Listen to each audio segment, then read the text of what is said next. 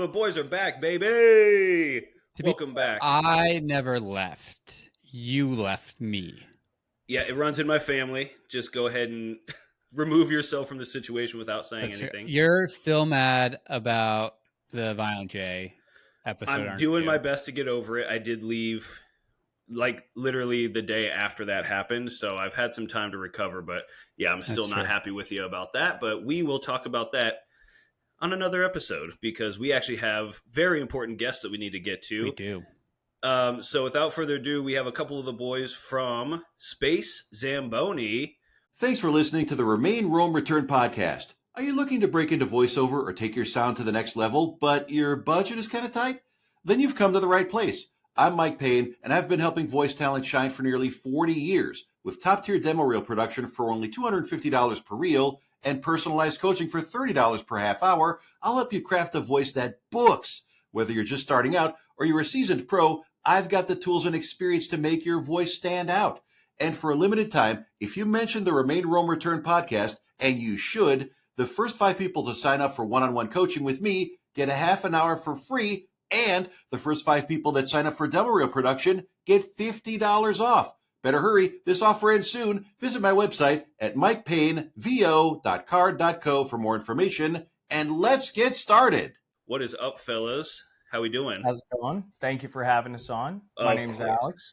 Yep, and my name is Kyle. Yep, thanks so much for having us, you guys. Yes, we're so stoked.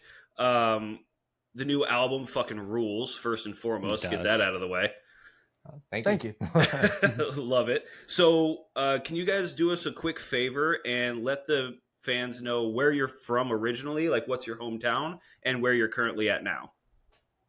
Sure. Well, we're Long Islanders. We live in Long Island, New York, obviously a suburb, New York City.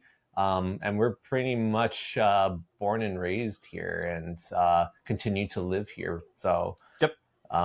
In terms of the theme of your podcast, so far, I guess we are Remainers. Yeah. Yes. Real hometown heroes. Yes. Yeah. And just because I don't know you that well, I have abstained from doing my Long Island accent. I will avoid that unless you demand I do it, in which case, of course, I will have to oblige. But I love the depictions of the Long Island accent, so I'm happy to hear it. The Long Island. Long. You can tell us if you think we talk that way. Long Island. Yeah. Well, the other day. Yeah. Bacon, egg, and cheese, salt, pepper, ketchup. Oh, there it is. That's how we say hi to each other here. Yeah, that's what we say hi. What do you think makes up the Long Island accent? Because it is so different than the rest of like the New York City area or like the tri-state area. Do you have any thoughts about this? I didn't even know that we were considered an accent until I was like playing a video game with someone, and they're like, "You have a very thick accent." I'm like, I'm like, isn't it just normal talk? I never really saw it as an accent for us. It's difficult because who am I to say I don't or do have some sort of accents? I think there are people that we grew up with and not thinking about accents or anything like that. And then all of a sudden you might see them in their 20s or 30s and all of a sudden they have this thick Long Island accent. And I'm just like, where did it happen? Where did we diverge? Like, you grow into it. Maybe, like the conversations that everyone has, like, oh, maybe specific words of a certain hot beverage that you sip out of a mug, the words like that could bring it out of us, but I don't know. Ooh, that's a good coffee. Yeah. Oh, that's hilarious. That is, very true. Because like me and Damien are both from Nebraska, from the Midwest, which like we're always under the perception we're the only ones who don't have an accent. Yeah. And I will say, I don't hear much of an accent from either of you, just to be clear. Oh, perfect. Then we're good. We're in the clear. I feel like we're on constant watch. Now we're going to be paying attention. Yeah. When do they say it? All of a sudden, how do you guys say the thing that you pick up to color on paper? Oh, this is a fun one. I like this one. So I say crayon. Oh, yeah. I say crayon. Oh, okay. CRANE is how Christian says it. So one of the craziest pronunciations I've heard so far is crown. Yes, I've heard crown. Which I think is very, very insane. Yeah, us it's crayon, right? Crayon. Yeah, crayon, but we do know someone that says crayon. Yeah, It's crayon. just not even the E at the end, just crayon. Hard N, which is the only time I'm going to say that this episode. Oh God, I hope so. But anyway, so born and raised, Long Island, still there currently. Can you tell us a little bit, because you mentioned, growing up, you didn't hear too much accent. Can you tell us a little bit about growing up in Long Island? Because for me, I have never been to anywhere in the East Coast, let alone New York or Long Island. So I've always been a little curious about what it's like to grow up in that type of city. I mean, Yeah. It's strange to talk about because it seems so mundane and like obvious that I feel like you're like, okay, I do that too. But growing up in a very suburban neighborhood, are we talking about like childhood? Or are we talking about like even going into like adulthood? Honestly, I like to hear kind of the influential states of your life. So when you first started becoming a little bit independent, like creating that friendship of going out and maybe, I don't know, playing with friends in the neighborhood, kind of where you started to find your interests as a human. Yeah, it's like us becoming friends and all that. Yeah.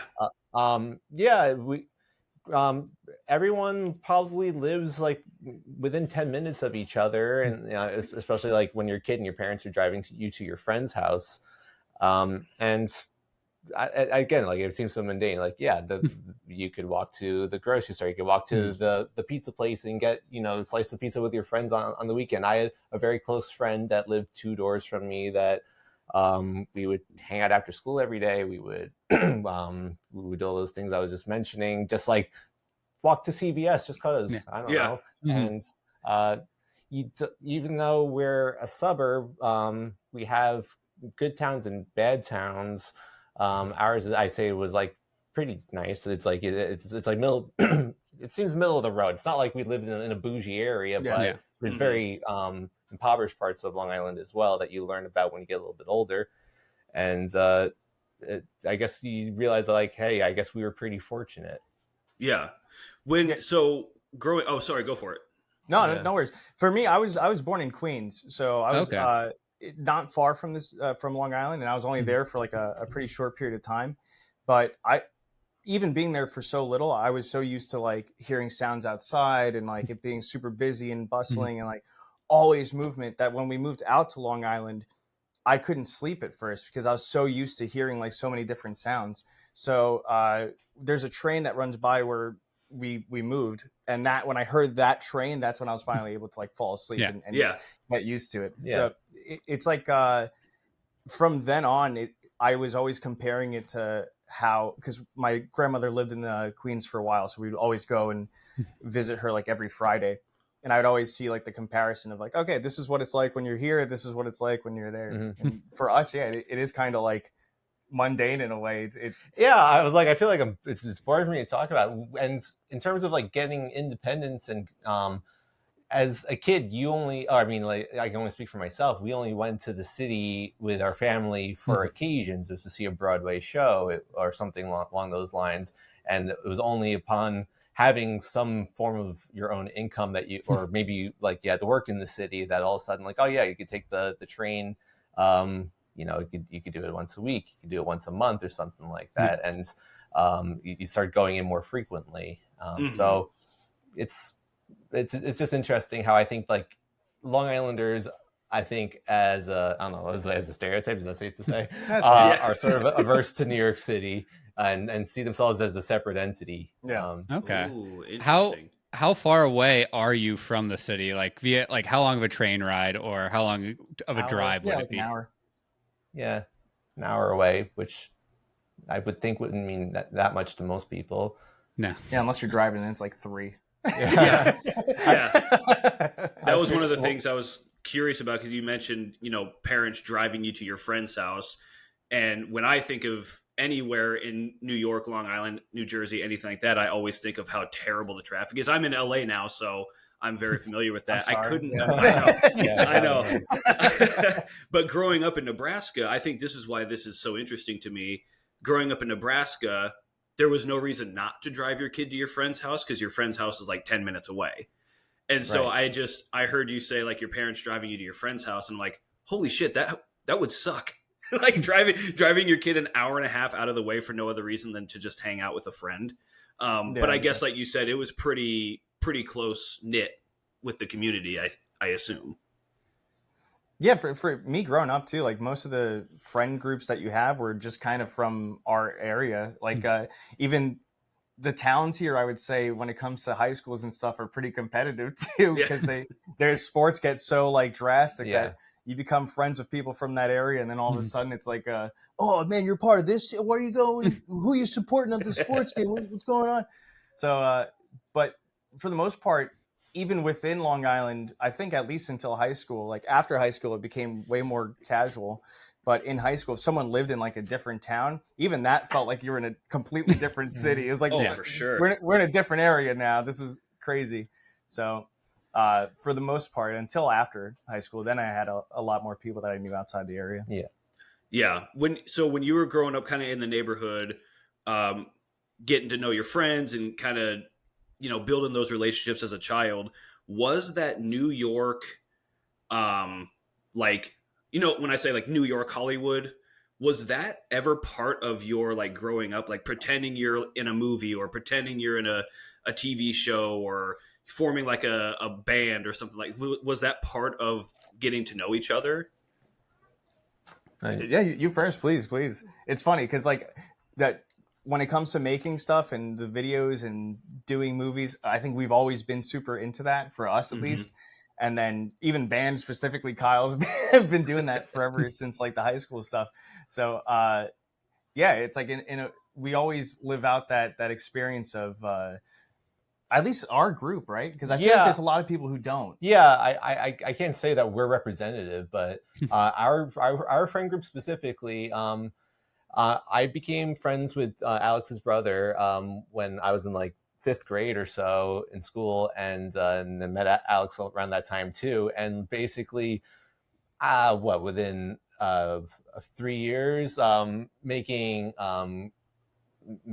parodies, Alex was learning how to animate at a very ripe young age. Oh, nice. And just like doing these things that were just fun, just because it seemed like a fun thing to do. And it made us laugh, and it was entertaining, and like it turned out like, writing was fun, like and it sort of like further snowballed from there. And yeah, by the time I was finishing high school, like 11th, 12th grade, our I can't say we're a band, but like our collaborator Matt, who wasn't able to make it today, and I'm sorry because he's super funny, and he would have like been throwing zingers at you left and right. Better cancel he's it. The X Factor. Yeah. So we're missing our X Factor. But me and Matt were in a band together. It's like he was taking guitar lessons, and I was just like, oh man, he's getting really good really fast, and I was getting jealous, and I was like trying to get better at guitar on my own. And then we've always been friends. We played in a band for a few years, and even though the band fizzled away, we continue working on music together. Alex, works on us with the comedy music, and and amongst other things too. But yeah, absolutely, our group specifically, for sure. Yeah, growing up in Long Island as like a kid and throughout high school and stuff is like, are you realizing how cool it is to live like so close to New York City? Like me and Damien, again, come from Omaha, Nebraska, the furthest away point from either LA or New York. And so like, that's our dream kind of in the back of our minds, is to move to those kind of places. Like, did you think about that at all growing up? New York is always getting blown up in the movies, man. That's they true. Attack a place, number one target. Yes. Like, even Avengers, the Battle in New York, everything. We're like, oh man, well, I take it to that place. So 9/11. Yeah. So yeah. Have you visited New York City? I've been. Okay.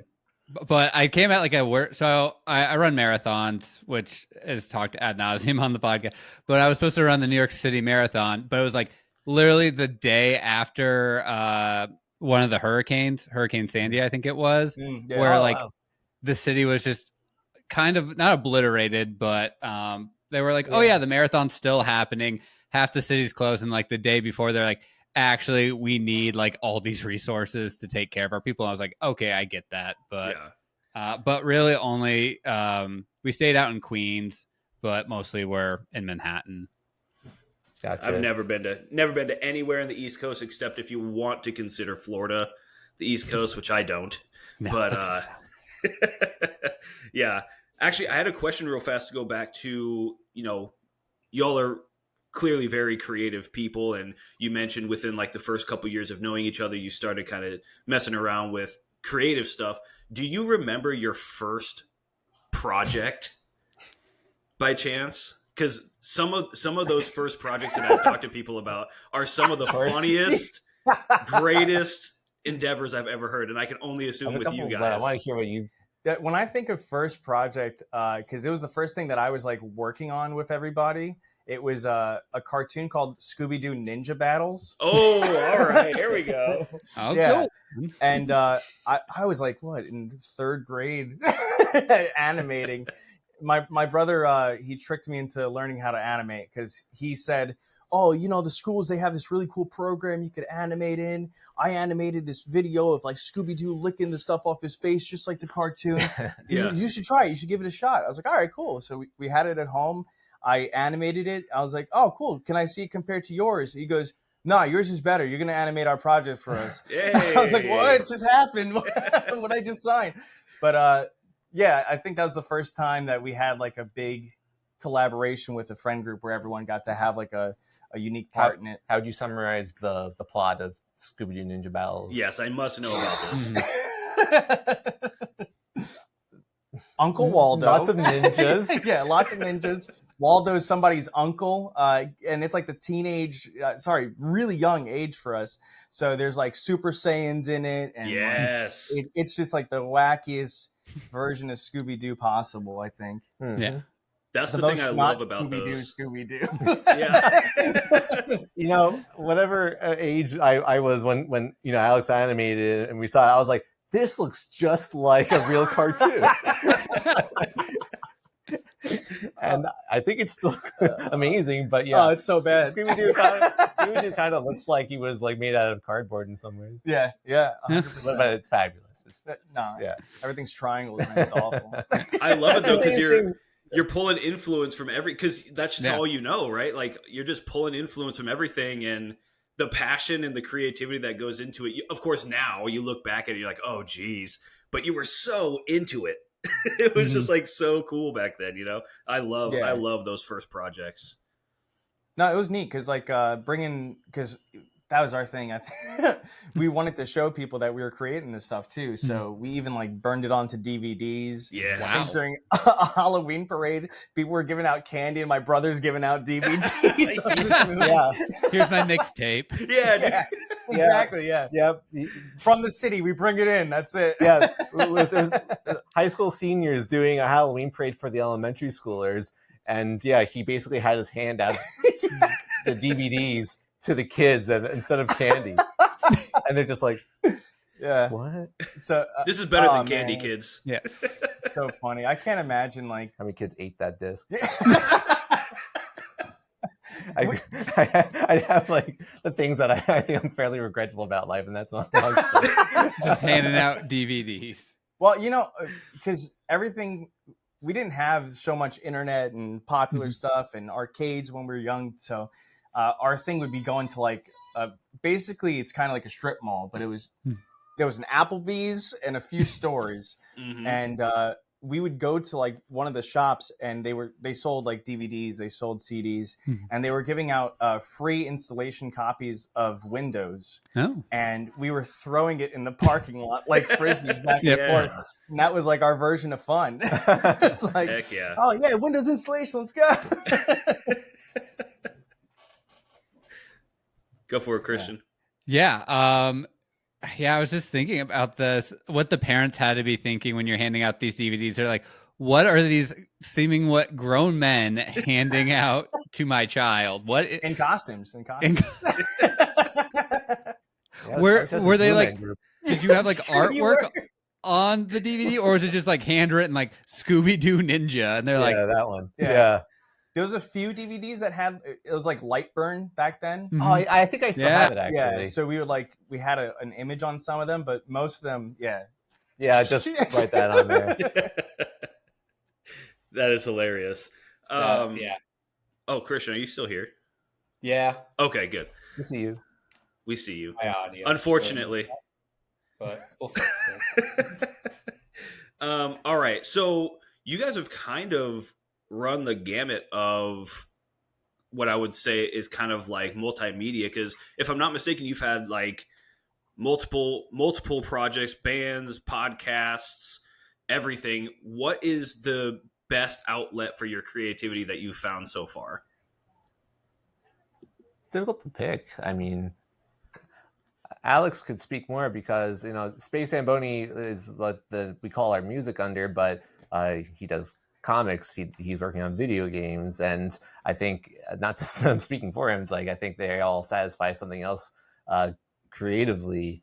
For myself, music is my favorite because I find it to be the most instant gratification, I think, of any artistic medium, where especially in this day and age where you could have, like, I have my home recording setup, like I have my quote studio room where I have everything there, and it's like in a single sitting you could lay down like an entire part, like an entire guitar part, whatever it may be, build a skeleton of a part of a song.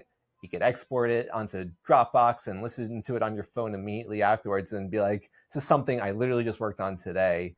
And then, yeah, it's like, it's not like you're done, but I find it very satisfying to be able to do that. Sure, that makes sense. Yeah, to me, it definitely is a mix. I think in terms of satisfying when I'm done with a project, I think that is like the video game stuff, because I get to like pick it up and play it, and that's the thing that, like, if I want to see completely done, I want to be able to like connect the controller, play a full game that I built. But that's also the hardest, so I don't want to do it. So, but to me, genuinely, it's so fun to just put out the content, because we could go back to it. Like when we were doing the video gaming content, when we first started our channel, like way back, I was able to see like, oh, this is like all these different stages of our life that we can visually or audible and like go back to it and kind of like be able to always experience. And that's going to be something like, even if my son AJ is like, oh, like I could say, hey, look, this is the episode where I'm talking about like getting engaged to your mom. This is the first one where we did. And like having that to me is like, that's very satisfying to be able to look back and have that. Yeah. We also do our own podcast. Like we do one together called Pseudo Adults. And I think I know one day as an old man or something, I want to go back and just like listen to them from the beginning, to hear about whatever mundane cartoon we were watching in 2018 when we started the show. Yeah. But also to just hear all those life things that were happening. And not to say we get very specific about our personal lives, but we talk about traveling, we talk about weird things that happen to us. And so podcasting is another like super satisfying, fairly instant gratification one. I agree. Yeah, we would shamelessly agree with that. That's the whole ethos of this right now, is to have something to look back on as, a chronological happening of our 30s and hanging out together and stuff like that. So I definitely feel that. And I guess one of the questions that I always like to ask too, and you kind of alluded to it, which is putting the thing out, right? Putting out the creativity for other people to see potentially. Do you get more satisfaction from the creation of the project or the releasing of the project? So I think, to me, when I hit the publish button, if no matter what it happens with it, that's when I feel the most like gratification.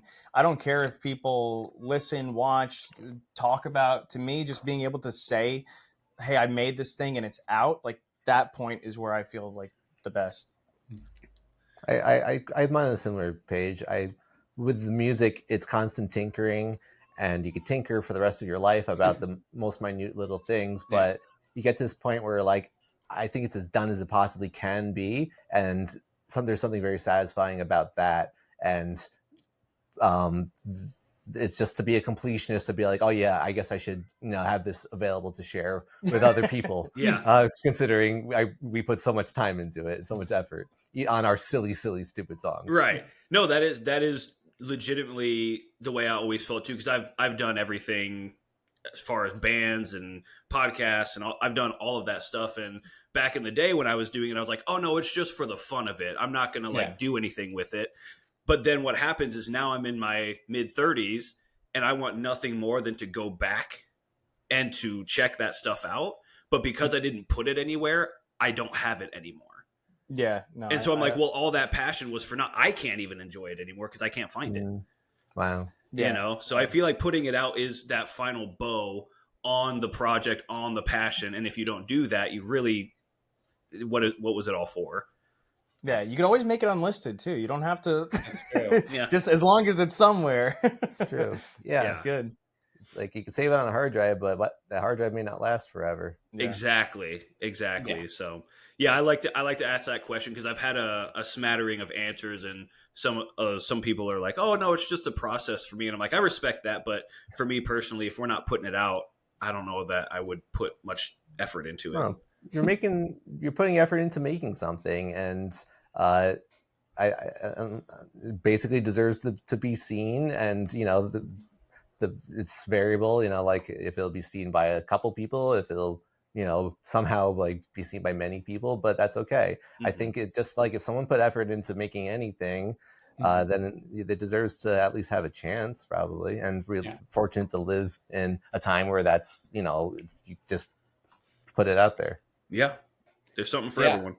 Yeah, especially for us, it's like as long as one person enjoys it, that's like we absolutely, like 1,000 people can hate it, but it's one like if one of our buddies or someone will like comment or message, be like, hey, that episode was fucking great. I just get a good feeling egotistically of myself. Yeah. Being like, oh, okay, maybe we are good at this. I came into Alex's just now to be like, so I was listening to their most recent episode, and I was like, Christian and Damon just seem like pretty chill guys, and they're really good interviewers, and I really enjoyed your last episode I was listening to before. Thank you. I appreciate that. Yeah. I don't know if you saw the Violent J episode, but feel free to skip that one if you're ever listening to anything. Or listen to it and partake in the absolute shit show. Yeah, that happens. It's a better watch, as we found out. Better watch than a listen. That's true. For context. Shout out JM. Yeah. If you ever want me to watch something, you tell me how bad it is. Like that's it's bad. Genuinely. It's bad. Like, someone tells me this movie sucks, man. It's the worst thing ever. I'm like, tell me it's still in theaters. I want to go. Right. I will spend my money on that. 8% on Rotten Tomato. That's for me. Yeah. I'm driving over now. Oh, that's so good. But this podcast is not to shamelessly plug our own shit. This is to plug you guys, and not in a sexual manner. I mean, unless too far. Wouldn't work out. Have to mail each other stuff. Yeah. We'll work. Just lube, like loose lube in an envelope. Just dripping. Yeah, just drip. Exactly. Oh.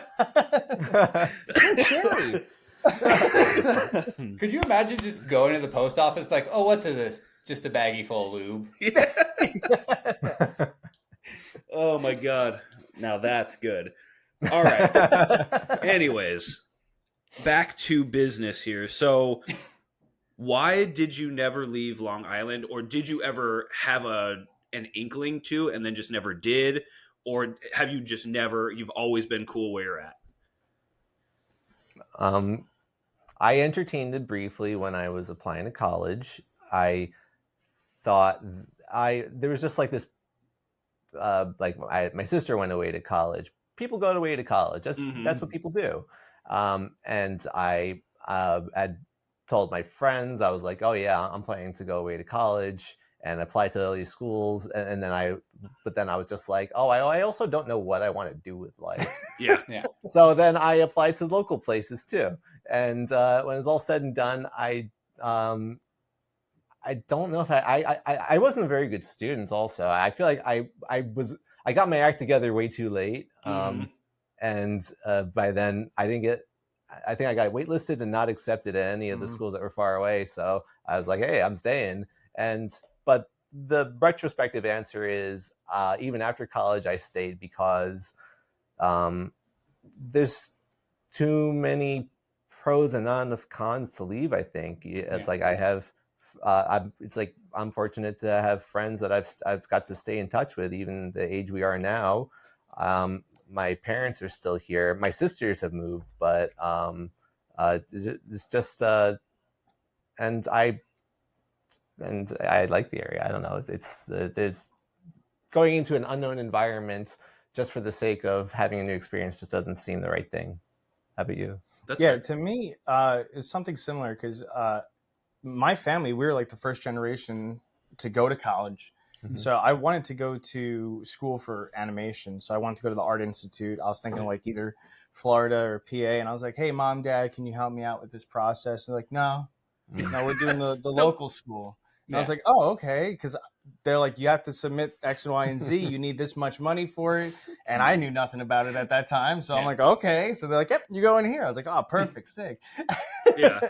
And then about midway through, I had applied for a transfer for a PA school. And it was for like a stupid reason at the time. But I'm so thankful that I didn't do it because I was engaged at the time, and my girlfriend's like, oh, hey, I'm going to be going to this school. And like, my brain was like, okay, well, you want to be with her, go to the same school, apply. So I applied, I got in, and then I was like, I'm going to go there and she's going to break up with me. I'm staying home. So that's what I ended up doing. And the only other time I thought about like moving to a different state is when I was getting a house. But then I was like, I can't do that because if I have kids or you know, I need help, I need my parents to be close by to help, or else I'm gonna have no one around. Sure. So yeah, that was the thought process. You don't think if you moved, your parents would have followed you? Oh no. It was just like helping you with college. No. Yeah, exactly. We're not doing that. We're staying local. Yeah. Mom, Dad, I'll buy a house big enough for all of us. You don't have to worry about it. I got it. And they're like, no. Yeah. Not a chance. And it's ironic because my parents were from Brazil, so they moved the furthest. Yeah. And they're like, no, don't go anywhere. Moving's done. My dad legitimately told me, he said, don't date outside of your area code. And I was like, our town has 2 area codes. What am I supposed to do? But yeah, so he was always focused on being local for us. Yeah.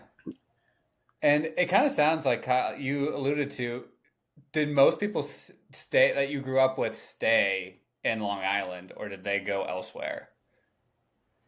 Most people that we grew up with, what do you think? I feel like the majority have stayed, especially the people that we've kept in touch with. Not to say everyone, but like we have definitely, I don't know what the breakdown percentage is. Yeah, a quarter have left, 25%. If when you talk about Long Island and the New York area in general, people tend to move away and not move in overall, because things are more expensive here than, you know, like the go-tos are moving to the Carolinas or moving to Florida. Oh, yeah. So my brother-in-law just went to it's just one. Yeah. So. I mean, I have my one of my sisters is in Georgia, the other one's in Florida. People just like to move to an even warmer, sunnier place. Yeah. Little do they know that it's like 80, 90 degrees here every day too. Right. Yeah. I know a lot of people that ended up leaving, but I think the people that I'm genuinely like closest to have basically stayed around. So like my tight knit friend group, that's been like the same people. Then you go to like outside the extended. All right, you got some people here, some people all over the place, and then even further where it's like everyone from high school. It's like I don't know if they're alive. Exactly. If they're in the state. I have I feel like that was your question. I was like, I haven't taken a poll. You don't know every single person in your neighborhood. Definitely wasn't class president. I almost was. Oh, I almost was. Yeah. Now that would be like, a president I would vote for. Been in student council. I was like, what? What's that? Yeah.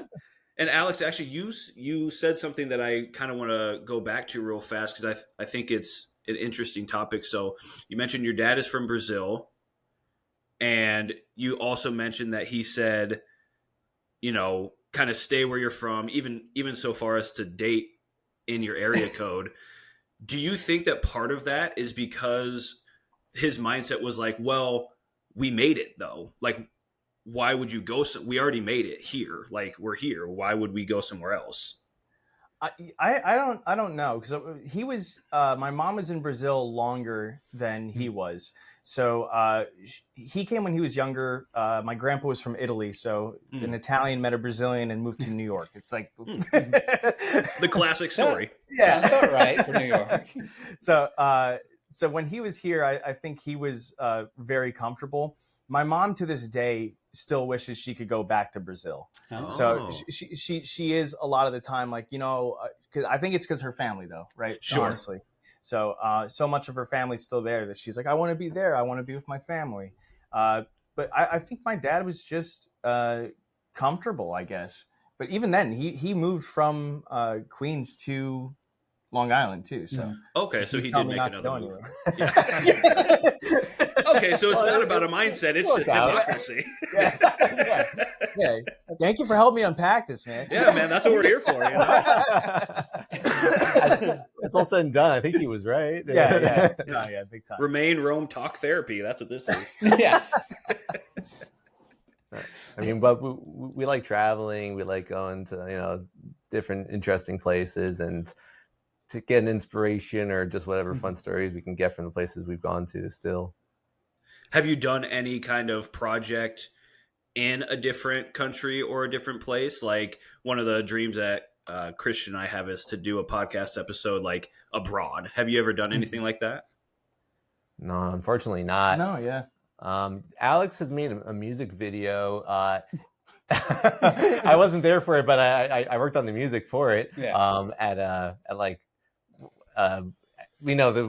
is it considered upstate New York from where we are? Yeah. An upstate New York haunted house. Ooh. I think that's as close as we can get, and that's not going anywhere international. Yeah. Yeah. We also made a ghost hunting video there too. So that Oh was my fun God, to that's do. brilliant.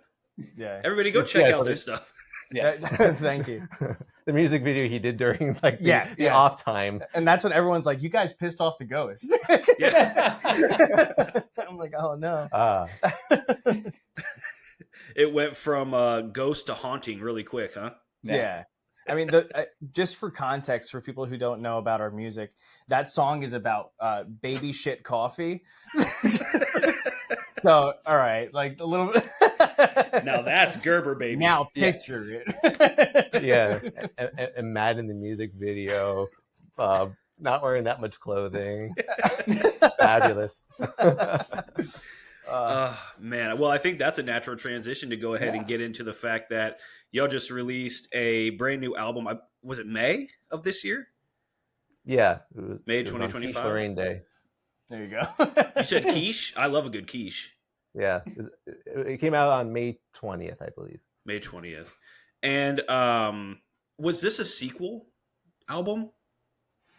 Yeah, so we did a prior comedy album a few years prior called Really Nice Grooves. I can't say that like, oh, that album tells a story and this is the sequel to that story. Yeah, no. It's basically like, it's another batch of comedy songs, just like goofy. But the realization as we had a whole cluster of songs was, the first songs are kind of like, a lot of them are kind of waiting for like, okay, when are you going to drop the twist of the twist of the material, like what, like baby beans, like revealing that it's actually about like drinking baby shit coffee, or a song about Carnival Day, and by the first chorus you'll quickly realize what that song's actually about. Like it's got a very unassuming title. This new one is a little bit more like what you see is what you get, but they're a little bit more like follow us on this adventure. Like each song is like a mini story, so that's why we decided to call it Tales of Pain and Despair. Even Nicer Grooves, which Yeah. I thought was a nice touch. First album's really nice. Second one's even nicer. Even nicer. And I don't know if you got to look at the artwork of the two albums. Saw how we have changed. Yeah, the character growth is phenomenal. Yeah. The first one, we're like, oh yeah. And the second one, we've melted. We're like being tested on. Yeah. We're in a lab. Yeah. I can't wait to see what the next album is like. Even nicer grooves with like three S's at the end. Yeah. And that's going to just be a small square on a big white canvas. Yeah. That's what we are now. Oh my God, that's great. Personally, my favorite one that I've heard so far is The Ripper. Again, with the unassuming song title. You figure, but the first line tells you everything you need to know. It's very true, but when you see the name of the song, you're like, I'm curious what this is. Is this like Jack the Ripper? Is this like, what is this about? And it is not about Jack the Ripper, I'll tell you that much. That song is one of our successful output from a brainstorm session. Sometimes we get together and just like, I'm just messing around on the guitar, piano, and our friend Matt is too, and we just try and come up with stuff. And I have a voice memo on my phone of me just hammering away on the keyboard. It's like downscale chords, like A minor, G, F, E minor, and our friend Matt just laying on the sofa, probably like pretty drunk. That's the pose. It's just like he just says the opening lines of the song, and we're like, thank God, because if 5 seconds went by, we all would have forgotten what he said. Yeah. But we were like, okay, we have something, let's build on it. And we found a way to say the same thing over and over using completely different words. It's brilliant, to be honest with you. Yeah, it is. These writings. Oh, go for it, Christian. I see you have a question. No, I was gonna ask this might be on your list, Damien, already, but of like, why comedy music? Like, did you guys grow up as comedy fans, or like Weird Al growing up? He's the first person I could think of that has like kind of comedy music, but from my perspective, it's like we all have our own serious projects too that we've been working on over time, and comedy is just such a fun outlet to like say and do whatever you want about like whatever different topic. Like we could make a song about getting caught in your foreskin, and that's like, oh, okay, cool. It's like, yeah, that makes sense for the comedy adventure.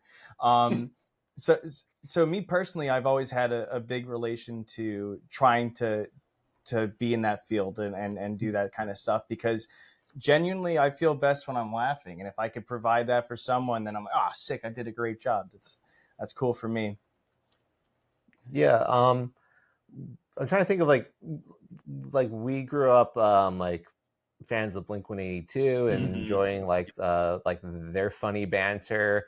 And it's sort of, and I mean, other stuff came along, much later years, some of which was on our radar, some wasn't, but like we were always just trying to make each other laugh, like growing up. And at some point it turned into like just making silly joke songs and realizing that, yeah, it's fun to make songs with your friends, especially if they're really silly joke songs. Yeah. And if it's me and Alex and Matt and we're in a room cracking up at each other's ideas, and the rule I have is like the music has to strive to be decent as well. It can't just be like, it's like, so, which is always the fun thing of like, I don't know, like Alex works really hard on plenty of things, but like they'll come over to my place and we'll joke about a song about, I'm trying to think of like, what's another example about, what if I'm a song about dating a goat? I don't know. And and it's like, okay, and then I'm trying like really hard to like set up the microphone and like record the acoustic guitar right into the microphone and like putting hours into it afterwards. So but yeah, just making your friends laugh is, I think, the most simple, fun thing to do, and we've always liked doing it. And that's we do make like I have my own like serious music as well, but in terms of collaborating with each other, for some reason we like gravitating mostly towards goofy dumb stuff. Yeah. And those recording sessions where you're recording the goofy dumb stuff, how much of that is pre-written or pre-planned, and how much of it is just based on riffs? Like, hey, I kind of had this idea, and then all of a sudden you're all jumping in on it? Or is it all different ideas that you're plugging and playing?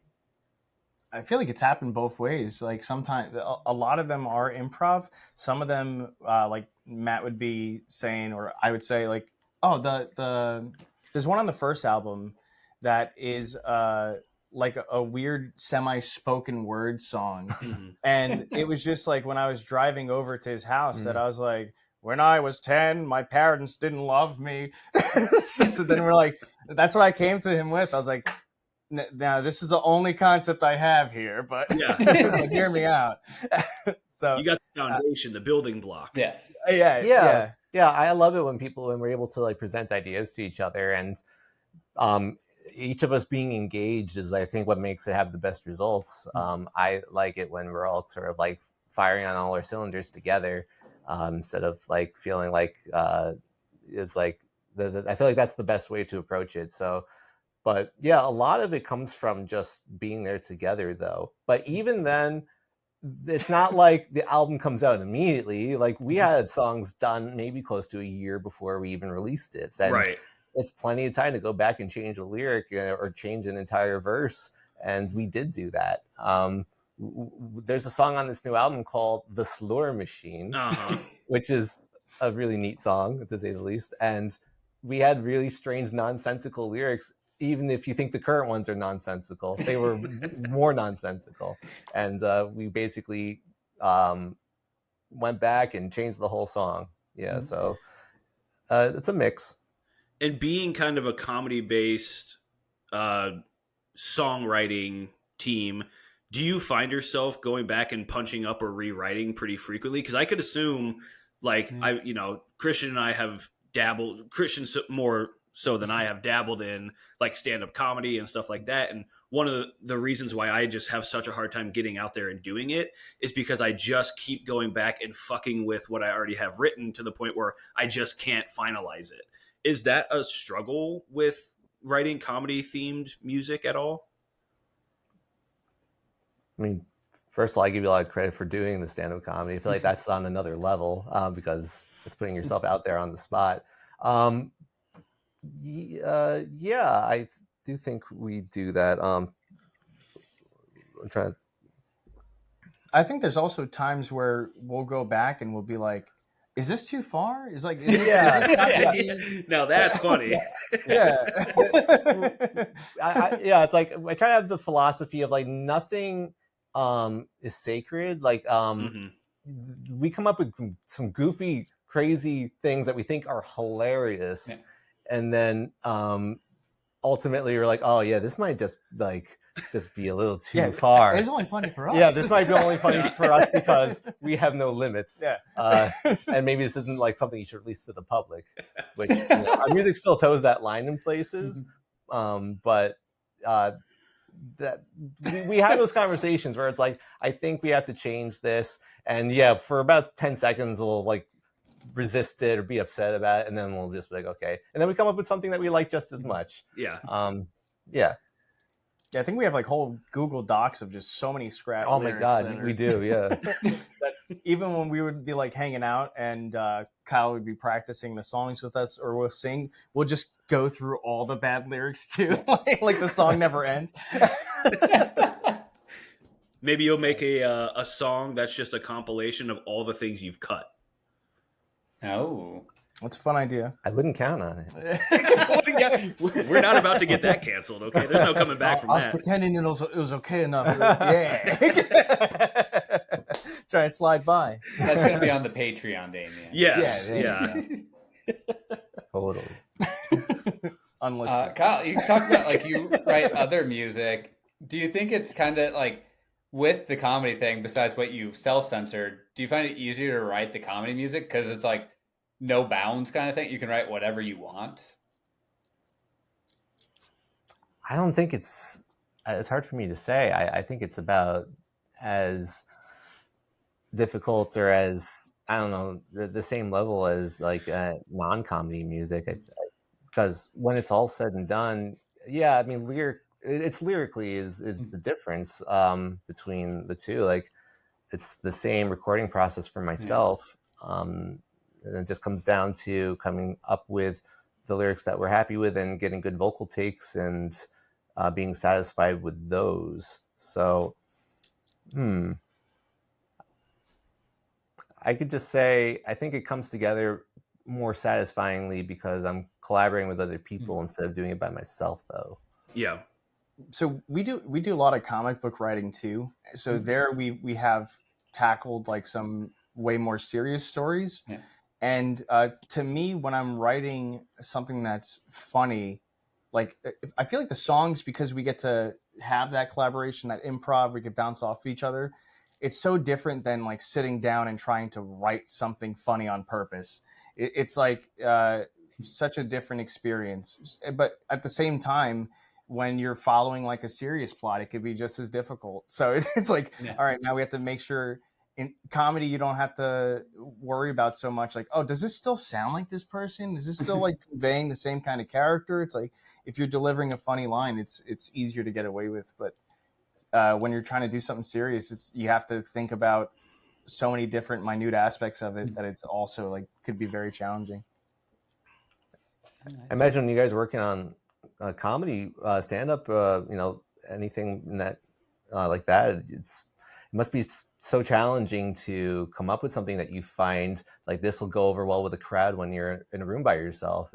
If you were there with your buddies and you have like people have similar senses of humor, whether that's the right environment to be in or not, you're going to feel much more reaffirmed. Yeah. You are neatly summarizing why we have this podcast, actually. Yeah, because it's, especially for me, I definitely did a little bit more comedy than Damien before we started this podcast. And like, this is definitely, I don't want to say easier, but it's nice to have like someone to bounce ideas. Like you guys were talking about, like you maybe will come up with something, or like midweek, Damien or I will text the other one and be like, hey, let's talk about this. Or like, here's a stupid thing. And then it's kind of nice to bounce ideas off of someone versus, being kind of in your own little silo where you're like, I find this hilarious. Will other people find this hilarious? Exactly. And usually it's not, but. And that was kind of the reason I asked that question about like the working sessions of recording, right? Because that's one of the kind of the challenge of this podcast, but also kind of the fun of this podcast, which is like, we don't have scripts. We don't have a whole lot of pre-planned ideas. It is generally like, hey, this happened to me today. Let's talk about that. Or this happened to me last week. Let's talk about that. But it is legitimately like, I thought this was funny. Let's see where it goes. And the amount of times where it's like, oh, that turned into a big pile of baby shit ice cream or whatever that song is that you wrote. Coffee. Start right into the cup. Yeah. That's it. Yeah. That turned right into baby shit coffee. And then other times it's something so minute, like buying a hamster at Petco that just blows up into this like hilarious skit. It's one of the challenges, but one of the fun parts about it. So I was curious if it works the same way with actual like writing music and releasing music, because if something fails on this, we put it out anyways because we're like, well, we need a fucking episode, so we're just gonna bomb with grace here. There's plenty of things that we work on that I just like. If it doesn't inspire me to actually sit down and put in the time to record it, that means like I can't make myself do it. It's got to be something that I was just like, this is a really fun idea, whether it's dumb as hell or not. That it just like it makes me motivated enough to record the song. So anything that you're hearing on our comedy albums apparently did that to me. So you could psychoanalyze it however you want. What's good is that we meet up like once a week too. So if we keep meeting up and we keep discussing it and it's still funny to us, we're like, okay, this is good. If we meet up and we're like, wait, hold on, we're not laughing as much this time. What's going on? It's easier to review the material that way. So. Absolutely. Do you have anything currently? You mentioned that sometimes you're working on stuff for like a year, right? Before it's actually out. Do you have anything in the can currently that you're hoping to get another album going with? Yeah, we're working on new music. We actually had a song completely done before this album came out, and I was tempted to slap it on, but I decided to hold off. Yeah. And I'm very proud of that song we worked on because it's called Utter Love, and it's utter with D's, and it's basically our friend Matt sings it, and he sings it in the style of Robert Smith from The Cure. Yes. A very Cure-esque song. And I just imagine like him dressed as like a cow that wants to be comb over. Red lipstick. I'm utterly in love with you. Now that, honestly, leave the people wanting more. That's a great idea to leave people wanting more on that. We're aiming towards more of like what defines emo music. Because The Cure is a bit emo, and then there's all different types of sub genres of emo. So that's not exclusively what we're working on. We're just doing like whatever excites us. But I've had that we've had that sort of marked now as like this is what we're aiming for. So if songs we're working on fit into that category, then that's what we're doing. If it continues to build up and happen, then so be it. And if we come up with a whole bunch of other songs, then we'll figure it out. But I will tell you, you all being Remainers and staying pretty much in your same hometown is ripe with ideas for being emo. Yeah. Half the idea behind emo music is I hate this town. I want to get out of here. Yeah. So you guys are 50% there, baby. Just grow your hair out a little bit more. You're ready to roll. All right. Put on some mascara, maybe. Yeah. Mm-hmm. Yeah. We had a song called "Spooky Bitch" where me and Matt dressed up as super old school emo kind of. It was funny to try to do that. I had a wig on. I did have you guys look good. The little emo over. Yeah. Fucking love that. May or may not have been my style back in the day. I don't know. Cannot confirm or deny. It's too bad. You should have rocked it today. 35-year-old with the emo look. Yeah. 35-year-old ginger being an emo is a great look. Especially in Los Angeles. Yeah. I will definitely not get beat up on the street. All right, Christian, we're getting towards the end, buddy. You got anything you want to? No, I'm good. Do you have any on your list, Damien? Of course. Of course you do. I'm a wealth of information here. So one of the things I wanted to do with you guys. Oh, actually, before I get to this, I was curious because I'm an idiot, and so I'm curious: is New York pizza really that big of a deal? Yes. Really? Like, no joke. There's no better pizza. You had people that are from the regional area. Like you had someone from New Haven on your other episode, and I agree. New Haven pizza is, I think, like the oldest pizzerias in the country, and it's awesome, but it is a little different. But yes, New York pizza it lives up to the hype. It's why people come here. But I have to say, I know some people, like back when I was in school, that it's jarring to them. They consider it gourmet pizza. To them, real pizza would be like getting a Domino's or a Pizza Hut, and they're like, or some of that gourmet pizza is what they called it. So okay, I don't know if it's too rich for some people. That's I don't know. Funny. It's strange to think about, but the bagels and the pizza are since you're asking, yes. And it's because of the water, right? That's what I keep hearing. The New York water. That's what everyone's aunts and uncles say. All the nitrogen, it helps. all the lead and copper. All the runoff. That's perfect. Yeah. Yep. That's why we have the accent. Yeah, there you the water. Call back, baby. All that Clip lead. it.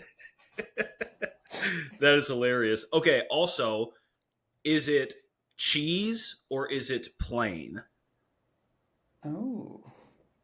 Plain. Yeah, plain pizza. Yeah, just a plain pizza. Plain pizza. Yeah. Okay. Yeah, because anything else, then you add toppings after. But it starts plain, and you dress it.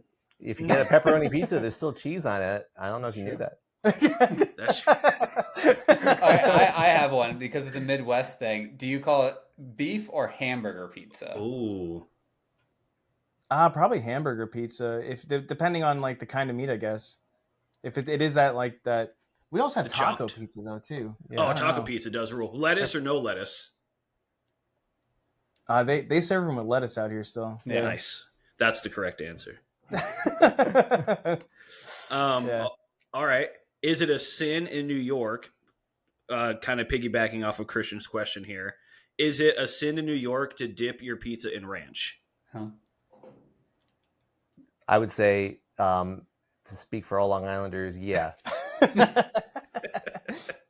Brazilians put ketchup on their pizza. I have no place. I can't say anything. That actually doesn't. That's not too upsetting to me because it is tomato sauce. It's like it kind of counts. It's a little sugary, but that's just Valentino's in Nebraska. Shout out Valentino's. If you were talking to like the New York of New Yorker types of people, like if you're talking to the Rizzler right now or whatever, they probably would like, how could you even suggest such a thing? But no, it's to each their own. But I feel like if I would associate that more with getting the chain places types of pizzas that rather than getting a New York pizzeria pizza. Yeah. How do we feel about street meat? Go ahead. So I like it. Plain and simple. It's good. In like the halal city, or yeah, that's what I'm thinking. Like the halal carts and stuff like that in the city. Yeah, I love those. Those are great. That's what I really want to go for. Is that halal?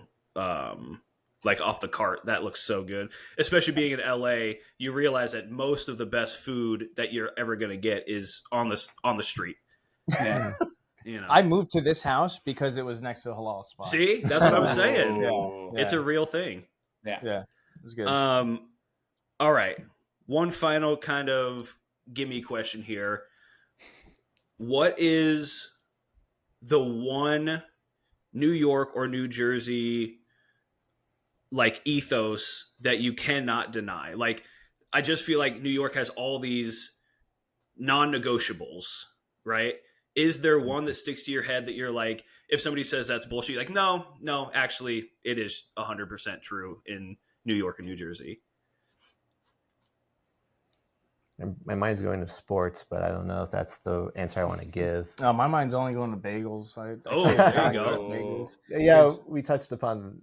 Yeah. That's the thing is like right next to me is like one of the best bagel spots, and I've had other bagels, and that place does have the best bagels. It's delicious, and they're gigantic. You can't.